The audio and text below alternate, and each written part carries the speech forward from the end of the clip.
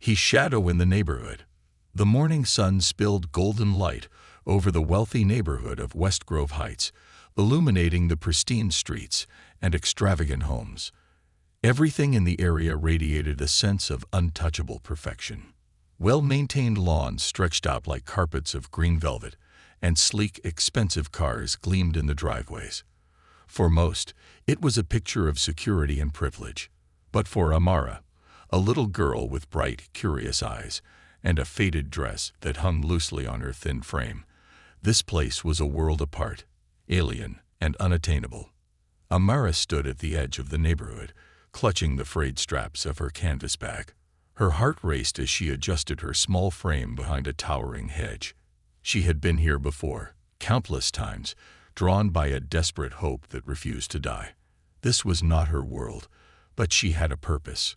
Today, she vowed, she would do more than just watch. Across the street, the Carter residence stood tall and imposing. Its brick facade exuded a quiet elegance, and the flowers lining the walkway were in perfect bloom. To Amara, it was more than a house. It was the home of someone who might change her life. Mrs. Carter, the woman who lived there, had become a figure of fascination for Amara. She didn't know her beyond fleeting glimpses, a kind smile exchanged with a neighbor, a gentle hand resting on the shoulder of her young son as he played in the yard. But something about her felt different from the others in this opulent neighborhood. Amara couldn't explain it, but she believed Mrs. Carter might listen.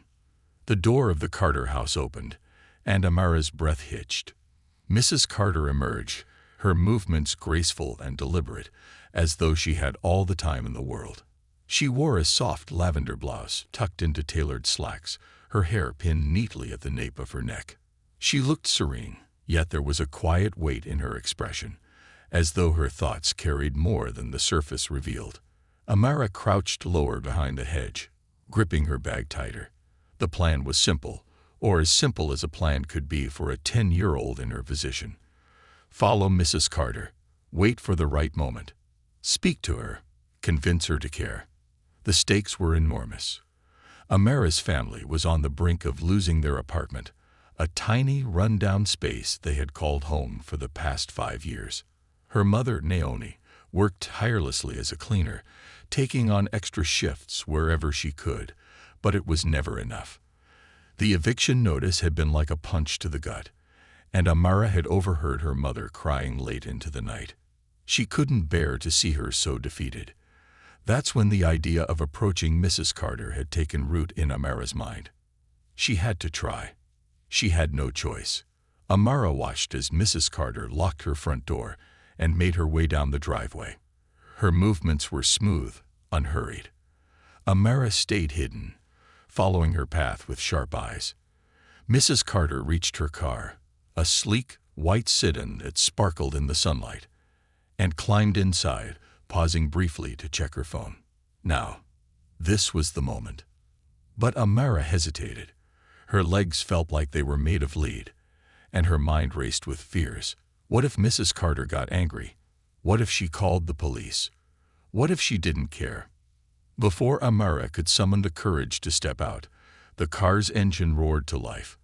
Mrs. Carter backed out of the driveway and turned onto the street, leaving Amara behind.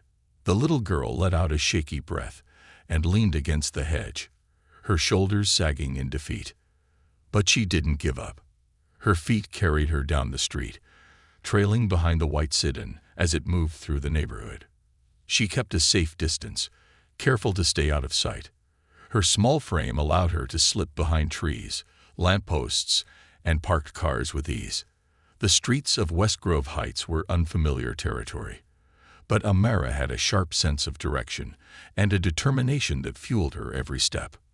Mrs. Carter eventually pulled into the parking lot of a small boutique grocery store. Amara stopped at the edge of the lot, crouching low behind a row of bushes. She watched as Mrs. Carter stepped out of her car, her heels clicking softly against the pavement. She moved with the kind of confidence that came from never having to worry about money. And for a moment, Amara felt a pang of envy. But she quickly pushed it aside. This wasn't about jealousy. This was about survival. Inside the store, Mrs. Carter wandered the aisles, picking up fruits, vegetables, and a bouquet of fresh flowers. Amara pressed her face against the glass of the shop window, her eyes following every move. She knew she couldn't go inside, not without attracting attention, but she waited patiently, her pulse quickening as Mrs. Carter made her way to the checkout counter. When Mrs. Carter finally exited the store, her arms full of paper bags, Amara straightened up. Her fingers fidgeted nervously with the strap of her bag as she stepped out from behind the bushes, ready to approach. Now or never, she whispered to herself, her voice barely audible. But her nerves betrayed her. As Mrs. Carter glanced in her direction, Amara panicked and ducked behind a parked car. She held her breath, her heart hammering in her chest. She waited until she heard the car doors slam and the engine start before peeking out. Mrs. Carter's car was already pulling out of the lot, leaving Amara alone once more. Frustration bubbled up inside her. She had missed her chance. Again, she clenched her fists, fighting back tears. The walk back to her apartment was long and heavy. The contrast between West Grove Heights and her own neighborhood was stark. The streets grew narrower, the houses smaller and shabbier. By the time she reached her building, a crumbling structure with peeling paint and cracked windows, the weight of failure pressed down on her chest. Inside, the apartment was quiet. Her mother was already home, sitting at the tiny kitchen table with her head in her hands. The eviction notice lay in front of her like a ticking time bomb. "Mom." Amara's voice was soft, hesitant. Naomi looked up, her eyes red and tired. She forced a smile, but it didn't reach her eyes. "Hey, sweetheart. How was your day?" "Fine," Amara lied, her stomach knotting with guilt. She wanted to tell her mother the truth, that she had been to West Grove Heights again, that she was trying to help, but she knew how her mother would react. Naomi sighed and rubbed her temples. "I'm going to figure this out, okay? I just need a little more time." Amara nodded, but she could hear the despair in her mother's voice. They were running out of time, and Naomi knew it. That night, Amara lay awake in bed, staring at the cracked ceiling above her. She thought about Mrs. Carter, about her kind eyes and gentle demeanor. There had to be a way to get her to listen. She just needed one moment, one chance to tell her story. "I'll try again," Amara whispered into the darkness. "I have to." The determination in her voice was unwavering. Despite her fears, despite the risks, she knew she couldn't give up. This was about more than just herself. It was about her mother, their home, and their future. And so, as the first light of dawn crept through the window, Amara made a promise to herself. She would find a way to reach Mrs. Carter, no matter what it took. The path to desperation. The dawn broke gently over the horizon, the soft glow of the morning light brushing against the weathered walls of the tiny apartment Amara shared with her mother. She had barely slept, her mind racing with possibilities, plans, and an unshakable fear that her time was slipping away. Amara crept out of bed, careful not to wake Naomi, whose quiet snores carried a tired rhythm. The eviction notice sat on the counter, a cruel reminder of their dwindling options. Amara's eyes lingered on the piece of paper for a moment before she turned away. She couldn't let herself sink into despair. Not yet. Her mother had spent her life scraping by, working long hours cleaning homes she could never dream of affording. Amara knew Naomi's hands were raw from scrubbing floors, her back sore from carrying buckets up and down stairs. The exhaustion had etched lines into her face, lines Amara hated to see. It wasn't fair, she thought. None of it was fair. Amara's resolve hardened as she slipped on her worn sneakers and quietly left the apartment. She wasn't going to let her mother's sacrifices be for nothing. The bus ride to West Grove Heights felt longer than usual, the rickety vehicle jolting with every bump in the road. Amara sat near the window, her gaze fixed on the cityscape as it transitioned from bustling streets to quieter, tree-lined avenues. The closer they got to the wealthy neighborhood, the more her stomach twisted into knots. What would she say to Mrs. Carter? How could she make her listen? Amara clutched the strap of her canvas bag, feeling the familiar frayed edges beneath her fingertips. She had no answers, only hope. And hope was a fragile thing. When the bus stopped at the edge of West Grove Heights, Amara stepped off and took a moment to steady herself. The neighborhood was as pristine as ever, the air filled with the scent of freshly cut grass and blooming flowers. It was a stark contrast to the crumbling sidewalks and graffiti-scarred walls of her own neighborhood. Amara walked the familiar route to the Carter residence, her small frame dwarfed by the towering hedges and grand gates that lined the streets. She stopped at her usual hiding spot behind the hedge across the street, crouching low and waiting for the front door to open. Minutes turned into an hour, and the sun climbed higher in the sky. Amara shifted uncomfortably, her legs cramping from crouching so long. Just as she was beginning to doubt whether Mrs. Carter would even leave the house today, the door opened, and the woman stepped outside. Today, Mrs. Carter wore a casual yet elegant outfit, a crisp white blouse paired with dark jeans and flats. She carried a leather tote bag slung over one shoulder and seemed to be in no rush. Amara's heart raced as she watched Mrs. Carter lock the door and walk down the driveway. This time, Amara didn't hesitate. She stepped out from behind the hedge and began to follow at a distance, her small, determined steps mirroring the woman's confident strides. She didn't care if her legs shook or if her palms were slick with sweat. She was going to see this through. Mrs. Carter's path took her to a small park tucked away in the heart of the neighborhood.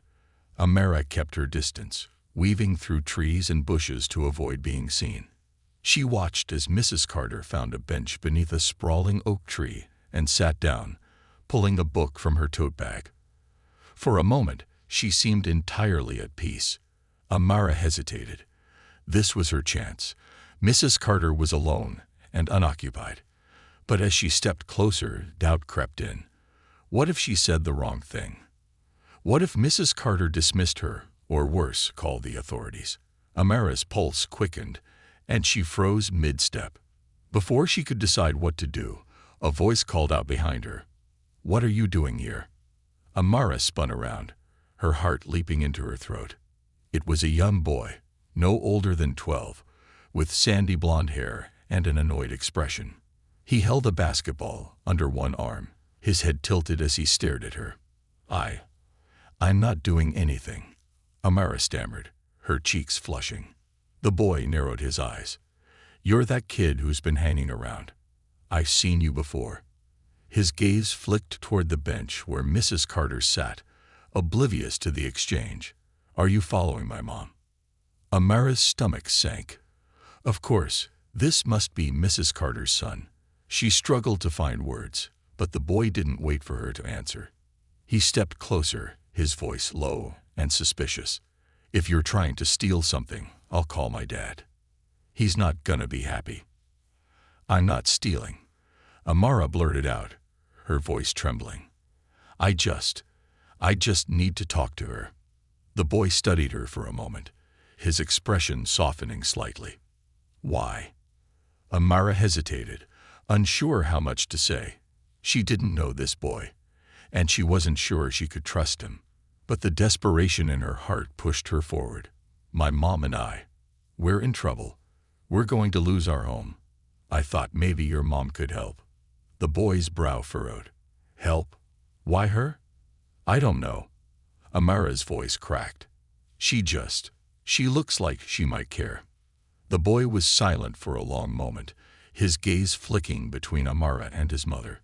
Finally, he sighed and muttered, "Wait here." Before Amara could protest, he turned and jogged over to Mrs. Carter. Amara's breath caught as she watched him speak to her, gesturing back in her direction. Mrs. Carter glanced up from her book, her brow furrowing as her eyes landed on Amara. Amara wanted to run, to disappear before Mrs. Carter could react. But her legs refused to move, and she stood frozen as the woman rose from the bench and began walking toward her. When Mrs. Carter reached her, she stopped a few feet away, her expression a mix of curiosity and caution. "Hello," she said, her voice calm but firm. "My son said you've been following me. Is that true?" Amara's mouth went dry. She nodded slowly, her hands twisting the strap of her bag. Mrs. Carter raised an eyebrow. Why? Amara took a deep breath, her chest tightening.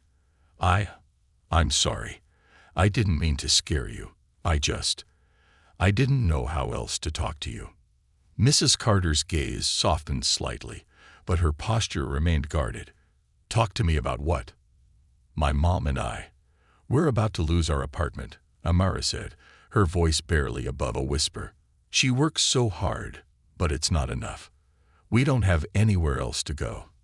I thought maybe you could help. Mrs. Carter blinked, clearly caught off guard. She looked at Amara for a long moment, her expression unreadable. How did you know where I lived? Amara hesitated. I saw you once, in the market by my house. You helped an old man who dropped his groceries. I thought you seemed kind. The words hung in the air, raw and vulnerable. Mrs. Carter's face softened further, and she sighed. Come with me. Amara's heart leaped, and she followed as Mrs. Carter led her back to the bench. Mrs. Carter gestured for her to sit, and Amara perched nervously on the edge of the seat. The boy stood nearby, watching with a mixture of curiosity and skepticism. What's your name? Mrs. Carter asked. Amara, she replied, her voice trembling. Well, Amara, Mrs. Carter said gently, start from the beginning. Amara took a deep breath, her hands clasped tightly in her lap. And for the first time, she told someone her story. A door to hope. Amara's voice trembled as she began to share her story, the words tumbling out in a stream of desperation and raw emotion.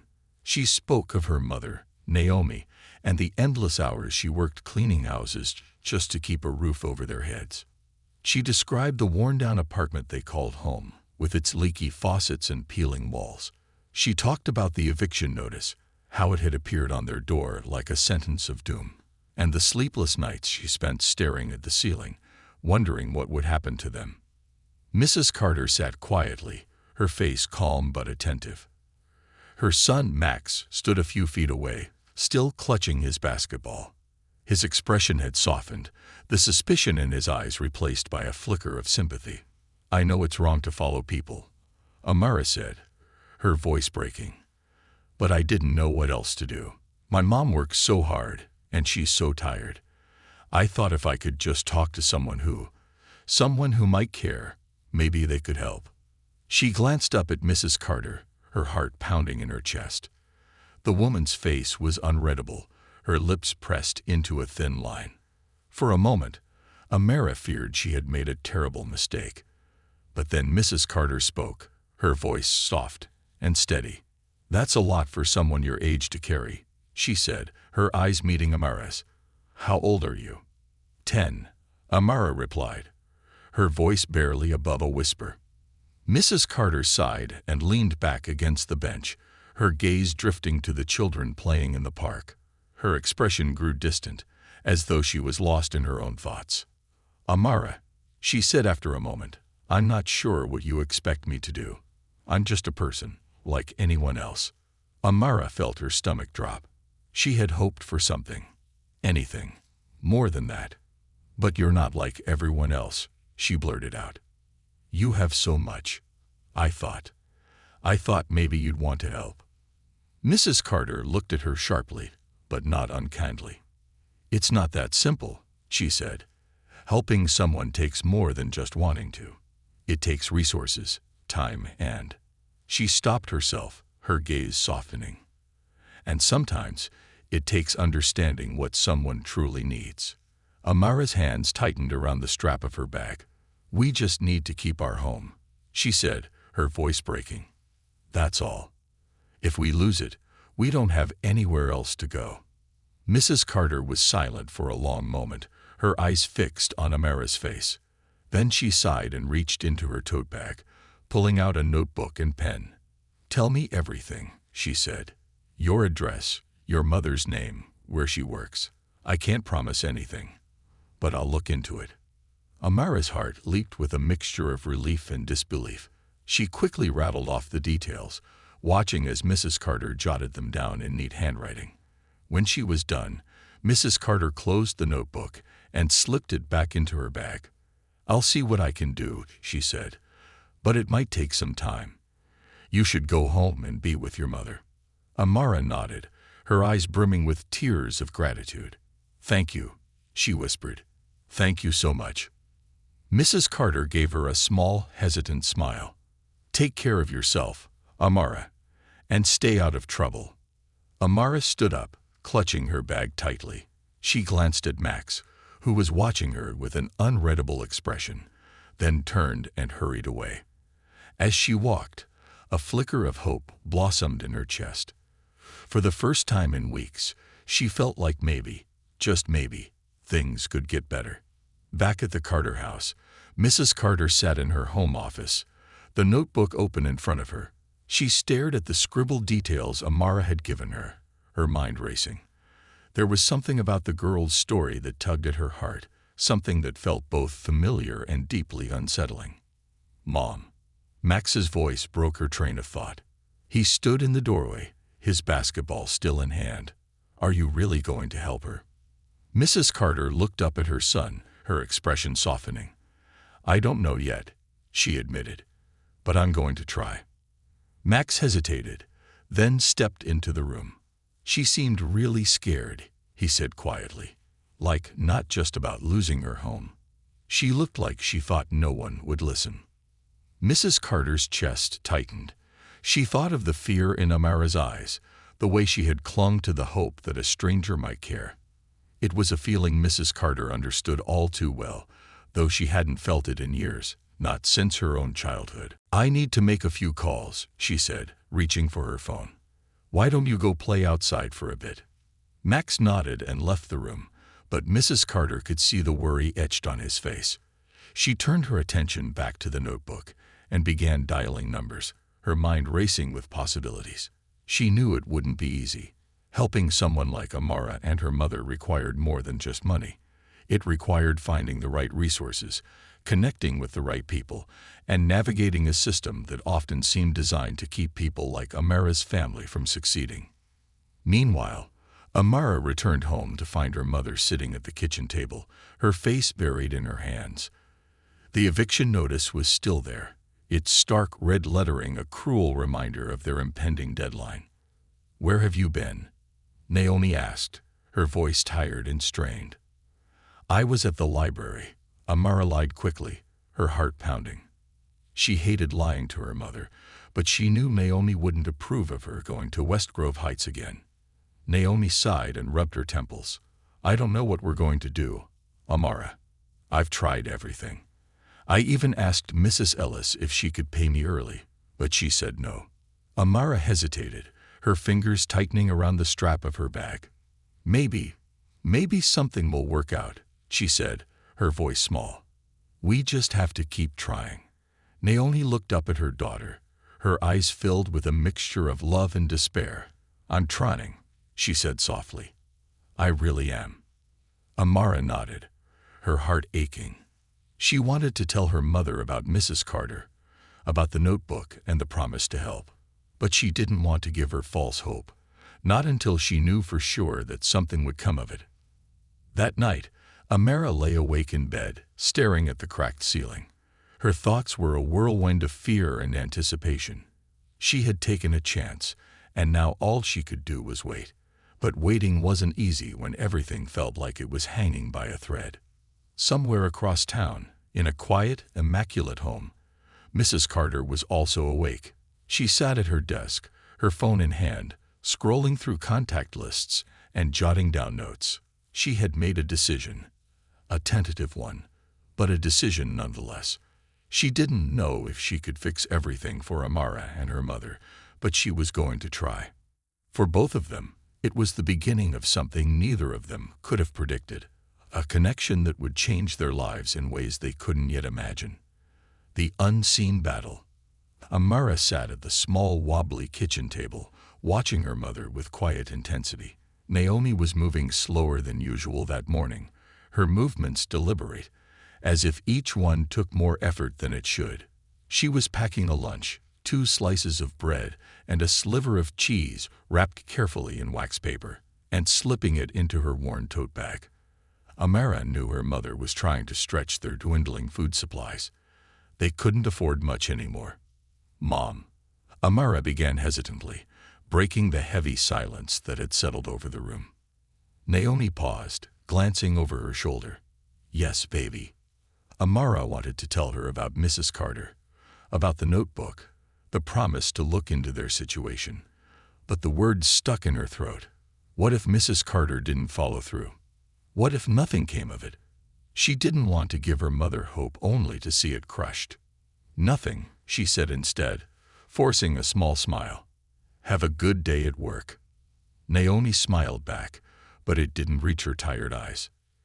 "You too, sweetheart. Do your reading today, okay? Maybe work on your drawings. You're so good at that." Amara nodded as Naomi kissed her on the forehead and slipped out the door. The sound of her footsteps echoed down the hallway, then faded away. The apartment felt emptier than usual, the air thick with the weight of their troubles.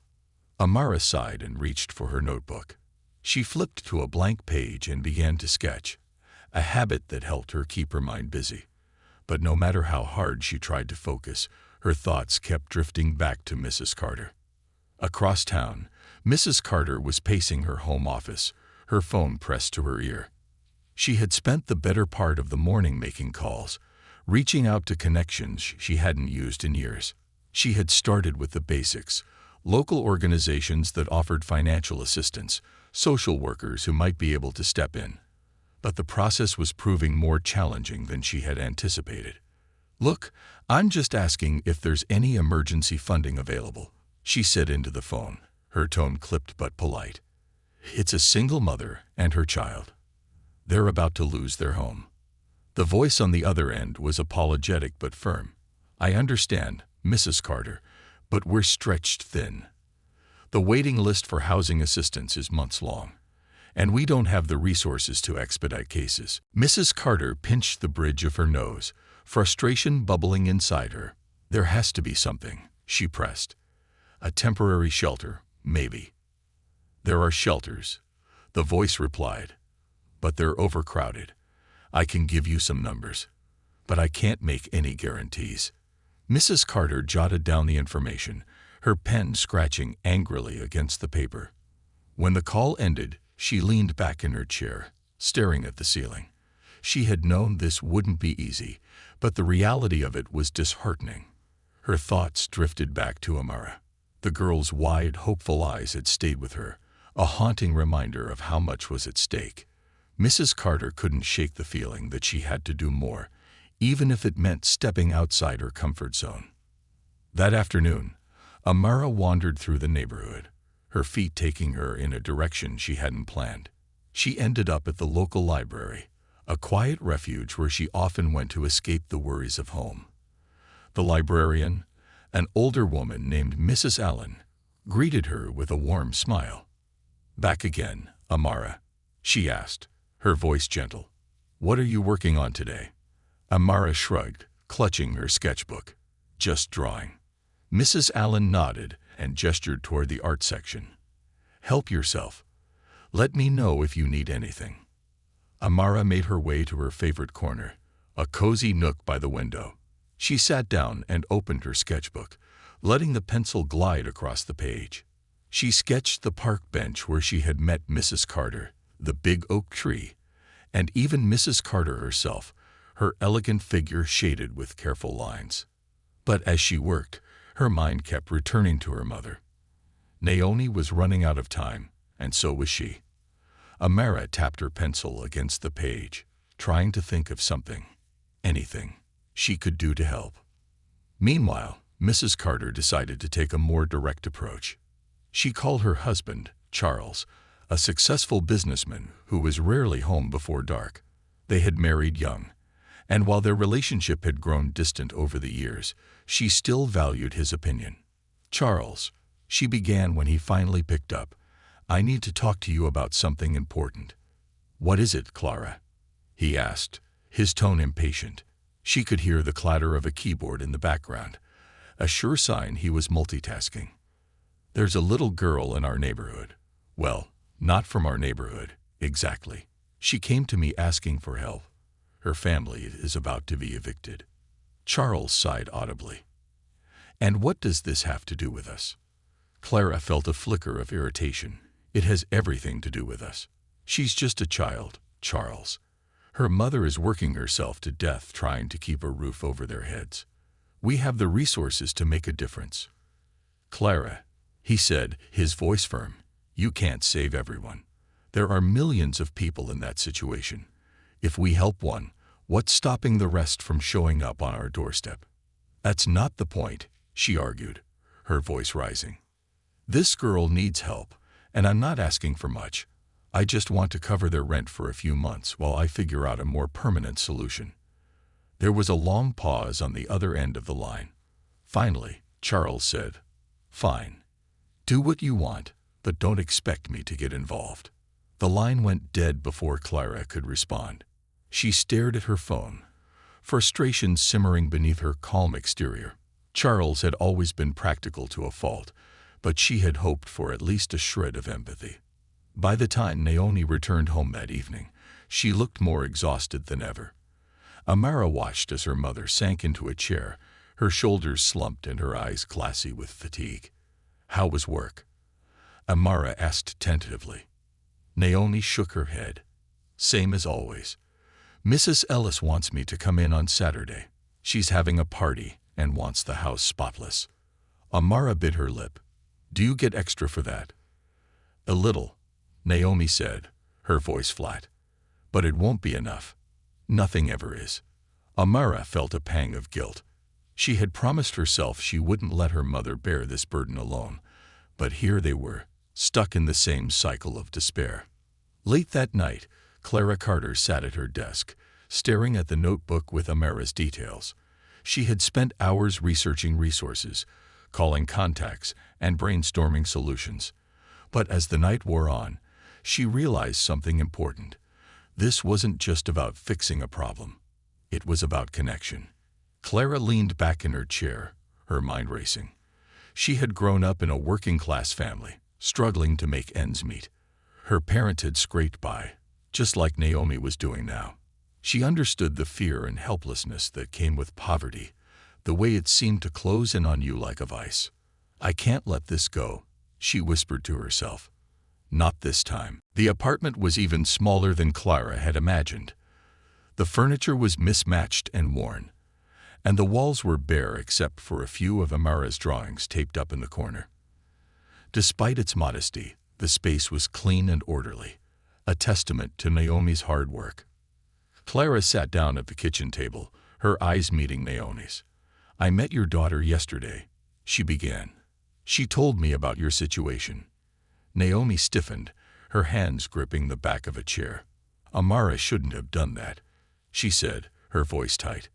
I'm sorry if she bothered you. She didn't bother me, Clara said quickly. In fact, I'm glad she came to me. It took a lot of courage for her to do that. Naomi's expression softened slightly, but her shoulders remained tense. I appreciate your concern, but we're fine. We'll figure it out. Clara leaned forward, her voice gentle but firm. Naomi, I know it's hard to ask for help. Believe me, I've been where you are. But you don't have to do this alone. Naomi's eyes flickered with something. Hope, perhaps, or the fear of it. What are you saying? I've already contacted a housing nonprofit, Clara said. They're working on getting you expedited assistance. In the meantime, I'd like to cover your rent for the next 3 months. Naomi stared at her, her mouth opening and closing as she searched for words. I don't know what to say. You don't have to say anything, Clara said. Just let me help. Tears welled up in Naomi's eyes, but she quickly wiped them away. Why are you doing this? You don't even know us. Clara smiled softly. Because someone once helped me when I needed it most. Now it's my turn to pay it forward. Naomi sank into a chair, her hands trembling. For a long moment, she said nothing, her emotions too overwhelming to put into words. Finally, she whispered, Thank you. Later that evening, Amara returned from the library to find her mother sitting at the table, staring at a piece of paper. Mom, she asked, setting her bag down. What's that? Naomi looked up, her eyes red but shining. Mrs. Carter was here today, she said, her voice thick with emotion. She's going to help us, Amara. She's already paid the rent. Amara's heart leaped. She did. Naomi nodded, a tear slipping down her cheek. I don't know why or how we got so lucky, but yes, she did. Amara ran to her mother, throwing her arms around her. For the first time in what felt like forever, the weight on her chest began to lift. They weren't out of the woods yet, but they had been given a lifeline. And for Amara, that was more than enough to keep her hope alive. The seed of change. The morning after Clara Carter's visit, sunlight streamed through the cracks in the blinds of the tiny apartment, illuminating the space with a warm glow that seemed to match the newfound hope in Naomi and Amara's hearts. Naomi was already awake, sitting at the kitchen table with a cup of tea, staring at the eviction notice pinned to the fridge. But today, the paper no longer felt like a ticking bomb. It was just a reminder of what had almost been, of how close they had come to losing everything. Amara bounded into the kitchen, her hair still mussed from sleep. Good morning, Mom, she chirped, her voice unusually bright. Naomi smiled, her first genuine smile in weeks. Good morning, baby. You're in a good mood. Amara nodded enthusiastically. I just feel like things are going to get better now, don't you? Naomi set her tea down and reached for her daughter's hand. I do, she said softly. Thanks to Mrs. Carter, we have a chance. I don't know how we'll ever repay her. Amara tilted her head, her expression thoughtful. Maybe we don't have to repay her. Maybe we just have to do something good for someone else someday like she did for us. Naomi's chest tightened with emotion. You're a wise little girl, she said, pulling Amara into a hug. Wiser than I was at your age. Across town, Clara Carter was sitting at her own kitchen table, deep in conversation with her friend Sarah, from the nonprofit housing organization. The two women had spent the better part of the morning reviewing Naomi's case and brainstorming long-term solutions. So, we've got their immediate housing secured, Sarah said, flipping through a folder. But what about sustainable options? Naomi's income isn't enough to cover rent and utilities long-term. I've been thinking about that, Clara said, tapping a pen against the table. She's already working so hard, but maybe there's a way to help her find a better-paying job. Or a way to reduce her expenses. Sarah nodded. We can connect her with job training programs. A lot of them are free and focus on helping women re-enter the workforce or transition into higher-paying roles. It's not a quick fix, but it's a start. Clara leaned back in her chair, her mind spinning with possibilities. She had started this journey thinking she would just write a check and move on. But now she realized she was invested. Naomi and Amara weren't just another family in need. They were people with stories, struggles, and dreams. What about Amara? Clara asked suddenly. She's so smart and resourceful. Is there anything we can do to support her? Sarah smiled. I can look into scholarships or mentorship programs for gifted kids. If she's anything like you've described, she's got a bright future ahead of her. Clara felt a flicker of warmth at the thought. She wanted to ensure that Amara's potential wasn't stifled by her circumstances. Let's do it, she said. Whatever it takes. Later that week, Clara returned to the Ellis Apartments, this time armed with more than just a promise. She carried a folder filled with resources.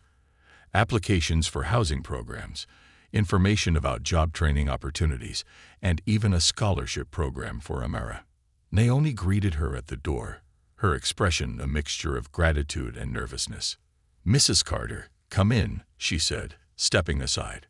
Clara entered the apartment, taking in the humble surroundings once more.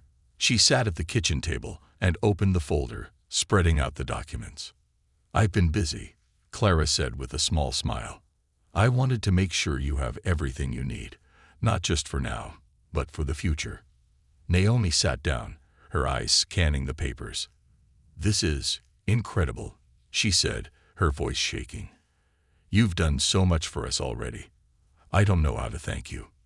You don't have to thank me, Clara replied gently. Just promise me one thing, that you'll take these opportunities and run with them. You deserve a stable, happy life. So does Amara. Naomi nodded, tears welling in her eyes. I promise. As the weeks passed, life began to change for Naomi and Amara. With Clara's help, Naomi enrolled in a job training program that offered flexible hours and childcare support. She also started working fewer hours at her cleaning job, which allowed her to spend more time with Amara. Amara, in turn, thrived. She began attending an after-school art program funded by one of the scholarships Clara had found. Her sketches grew more detailed and expressive, each one a reflection of her newfound hope. One evening, as Amara worked on a drawing at the kitchen table, Naomi sat beside her, flipping through a brochure for the job training program. What are you working on, sweetheart? Naomi asked. Amara held up her sketch, a portrait of Clara Carter, her features drawn with care and precision. It's Mrs. Carter, she said. I'm going to give it to her. Do you think she'll like it? Naomi smiled, her heart swelling with pride. I think she'll love it. The following weekend, Amara and Naomi visited Clara at her home. It was a sunny day, and Clara had invited them over for lunch in the garden. Max was there too, shooting hoops in the driveway. When Amara saw him, she hesitated, unsure if he would remember her. Hey, Max said, walking over with his basketball under one arm. You're Amara, right? She nodded shyly. Cool. Want to shoot some hoops? He asked, tossing the ball to her. Amara caught it, her face lighting up. Okay, she said, running toward the hoop. As the two children played, Clara and Naomi watched from the patio. Clara turned to Naomi and said, She's a remarkable girl. You've done an amazing job raising her. Naomi smiled, her eyes misting. She's my whole world. And now she's going to have the world at her feet, Clara said. Both of you are. Naomi placed her hand over Clara's, her voice trembling with emotion. Thank you. For everything. Clara squeezed her hand. You don't owe me thanks, Naomi. Just keep moving forward. That's all I ask. By the time Naomi and Amara left that afternoon, their hearts were full. Amara gave Clara the sketch, which Clara promised to frame and hang in her home. As they walked back to the bus stop, Naomi looked down at her daughter, marveling at how much had changed in such a short time. You know, Naomi said, when you first started following Mrs. Carter, I was so mad at you. Amara giggled. I know. I was scared you'd never forgive me. I'm glad you didn't listen to me, Naomi said. Sometimes it takes a little courage and a little stubbornness to change your life. Amara grinned, her steps lighter than they had been in weeks. I'm glad too. As the bus carried them back to their apartment, the city passing by in a blur of light and color, Naomi and Amara both felt something they hadn't felt in a long time. Peace.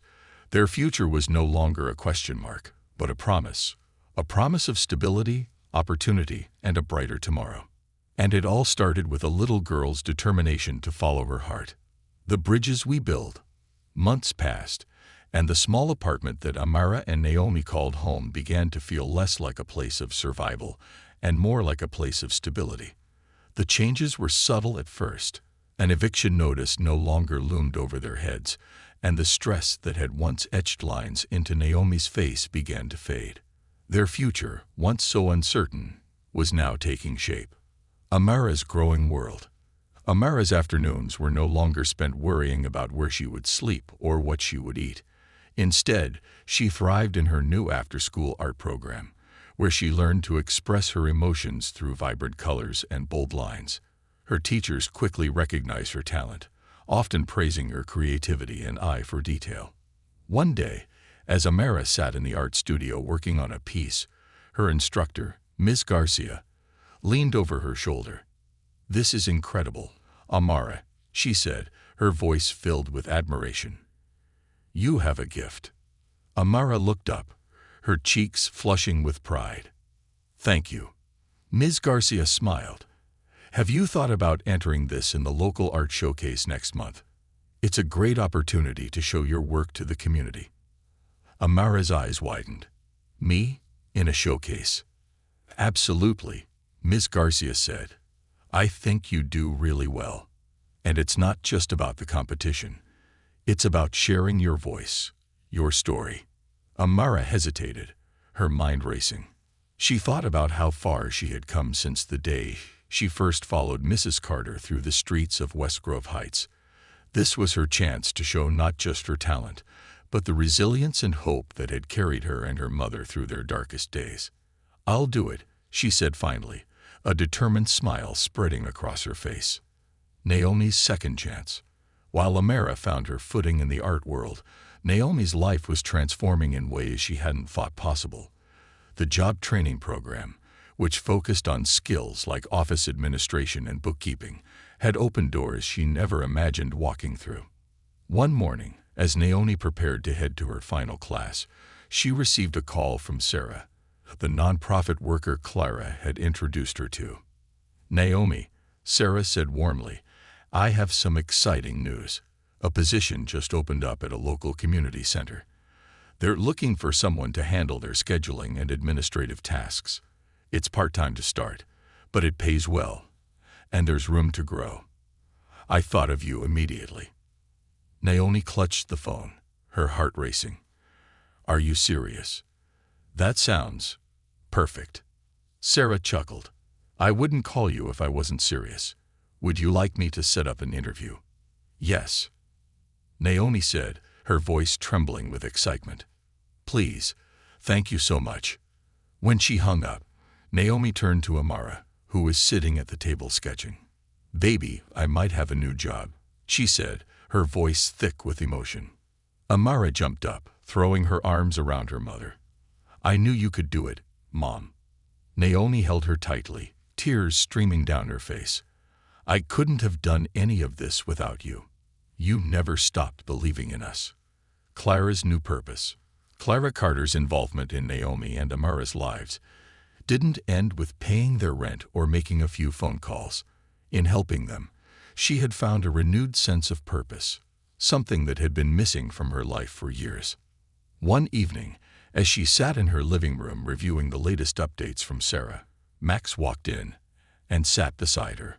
You've been spending a lot of time on this, Max said, glancing at the papers in her lap. Are you going to help more families like Amara's? Clara paused, considering his question. I think I might, she said. Helping Naomi and Amara made me realize how many people are out there, struggling in silence. I have the resources to make a difference, and I don't want to waste that. Max nodded, a thoughtful expression on his face. Can I help too? Clara smiled and ruffled his hair. You already are, Max, but yes, if I do this, I'll need all the help I can get. That night, Clara sat down with her laptop and began drafting the outline for a new initiative, a program that would connect struggling families with the resources they needed to rebuild their lives. She called it Bridges of Hope, inspired by the connection she had built with Amara and Naomi. The showcase. The day of the local art showcase arrived, and Amara was both nervous and excited. She had spent weeks perfecting her piece, a vibrant, multi-layered portrait of two hands clasped together, one small and one large, surrounded by colorful patterns that symbolized hope and connection. Naomi stood beside her at the entrance to the gallery, dressed in her best outfit. Are you ready, sweetheart? She asked, her voice full of pride. Amara nodded, gripping her sketchbook tightly. I think so. As they entered the gallery, Amara spotted Clara and Max waiting near her display. Clara smiled warmly and pulled Amara into a hug. This is your big moment, she said. I'm so proud of you. Thank you, Amara said, her voice trembling with emotion. For everything. Max grinned. You're going to win, you know. Your piece is the best one here. Amara laughed nervously. I don't know about that. The showcase was a whirlwind of activity, with visitors admiring the artwork and chatting with the young artists. Amara received countless compliments on her piece, and by the end of the evening, she had won the award for Most Inspiring Artwork. When she took the stage to accept her certificate, she glanced out at the audience. Naomi, Clara, Max, and even Sarah were there, all clapping and cheering for her. For the first time, Amara felt like her voice had been heard, not just in her art, but in her story. A new beginning. As the months turned into a year, life continued to improve for Naomi and Amara. Naomi excelled at her new job, eventually transitioning to full-time work with benefits. Amara's art began gaining recognition beyond the local community, and she was even offered a scholarship to a prestigious summer art program. Clara's Bridges of Hope initiative took off, helping dozens of families find stability and support. Through it all, she remained close to Naomi and Amara, who had become more than just a project. They were family.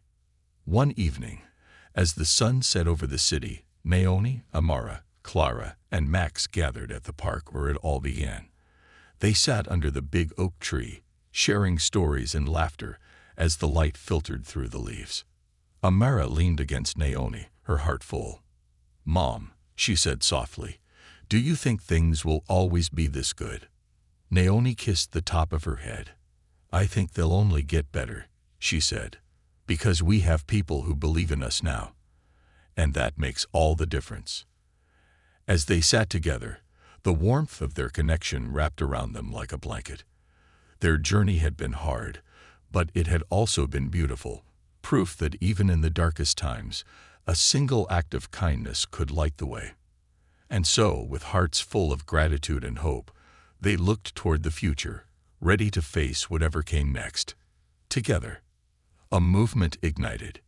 Years after Amara's first hesitant steps through the wealthy streets of West Grove Heights, her story continued to ripple outward, touching countless lives and sparking a movement far greater than anyone could have imagined.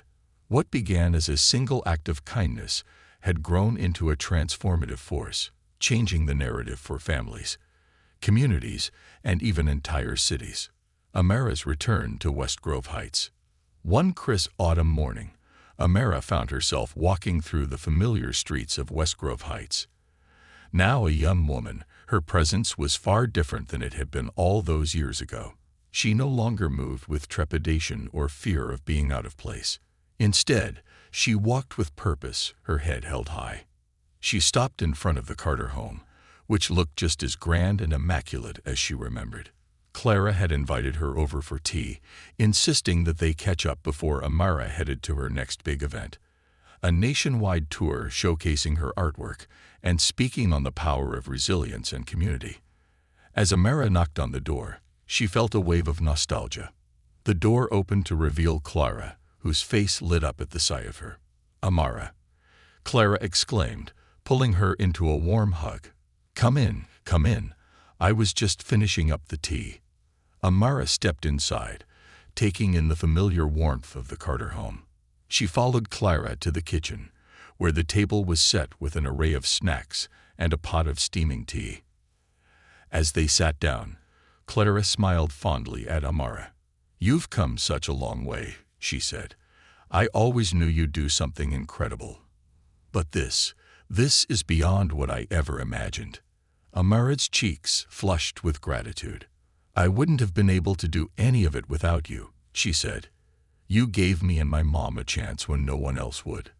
Clara shook her head, her eyes misty. "You were the one who had the courage to ask for help. That's the hardest part, you know, believing that you're worth saving." Amara smiled softly. "And now, I get to show others that they're worth saving too."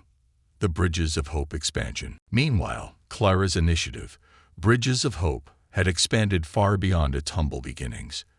With the help of dedicated volunteers, donors, and partnerships with local governments, the program now operated in multiple cities, providing housing, mentorship, and career training for thousands of families. One of the most innovative aspects of the initiative was its mentorship program, inspired by Max's original idea. Professionals from various fields volunteered their time to guide and support children and young adults, helping them discover their potential and pursue their dreams. Max, now a college student studying social work, had taken on a leadership role within the program. He spent his weekends mentoring younger kids and organizing events to raise awareness about the importance of community support. At a recent Bridges of Hope event, Max stood in front of a group of volunteers, his voice filled with passion. "This isn't just about helping families in need," he said. "It's about creating a world where no one feels invisible, where everyone has the chance to thrive. That's the legacy we're building." Naomi's leadership. Naomi had become a pillar of her community, a trusted leader and advocate for families facing hardship. Under her leadership, the community center had grown into a thriving hub of activity, offering everything from after-school programs to financial literacy workshops. One day, Naomi received an unexpected invitation to speak at a conference on community development. She was hesitant at first, unsure if she was qualified to share her story on such a grand stage. But Amara encouraged her, reminding her of the countless lives she had already touched. "You have more wisdom and experience than most people in that room," Amara said, squeezing her mother's hand. "Your voice matters." Naomi took a deep breath and accepted the invitation. When the day of the conference arrived, she stood in front of an audience of policymakers, nonprofit leaders, and activists, her heart pounding. "My name is Naomi," she began, her voice steady despite her nerves. "A few years ago, my daughter and I were on the brink of losing everything. But thanks to the kindness of a stranger and the power of community, we found our way back. Now, I'm here to show others that change is possible, not just for individuals, but for entire communities." The audience erupted into applause, and Naomi felt a sense of pride she had never experienced before. She had found her purpose, and she was determined to use it to make a difference. Amara's gallery opening. A year later, Amara opened her first solo art exhibition in New York City. The gallery was filled with her vibrant, evocative pieces, each one telling a story of resilience, hope, and the power of human connection. Among the attendees were Clara, Max, Naomi, and Sarah, all of whom had played a crucial role in her journey. As Amara walked through the gallery, she overheard visitors discussing her work. "This one is breathtaking," a woman said, pointing to a painting of two clasped hands surrounded by a halo of light. "It feels so hopeful." "That's what her art does," another visitor replied. "It makes you believe in something bigger than yourself." At the center of the gallery was a large mural titled Bridges of Hope. It depicted a diverse group of people standing on a bridge, their hands extended toward others who were climbing up. The message was clear: everyone had the power to lift someone else. During her opening speech, Amara stood before the mural and addressed the crowd. "This exhibit is dedicated to the people who believed in me when I didn't believe in myself," she said, her voice steady and filled with emotion. "It's a reminder that we're all connected, that our stories matter, and that kindness can change the world. Because it changed mine." A legacy of kindness. As the years went on, the seeds of kindness planted by Clara Carter grew into a legacy that spanned generations.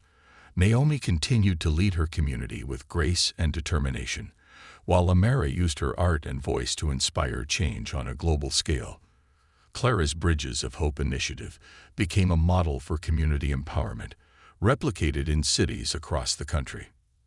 And through it all, the bonds they had forged remained unbreakable. They had started as strangers brought together by desperation, but they had become something far more powerful: a family. One summer evening, the group gathered at the park under the old oak tree, just as they had years before. They laughed, shared stories, and marveled at how far they had come. As the sun dipped below the horizon, casting a golden glow over the park, Amara turned to Clara and said, "You didn't just help us, you gave us a future.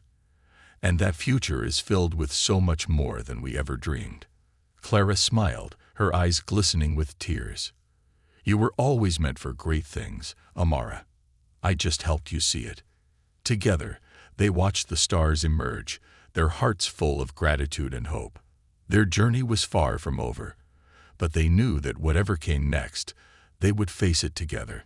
Because in the end, it wasn't just about survival. It was about building something beautiful, something lasting. And they had done just that.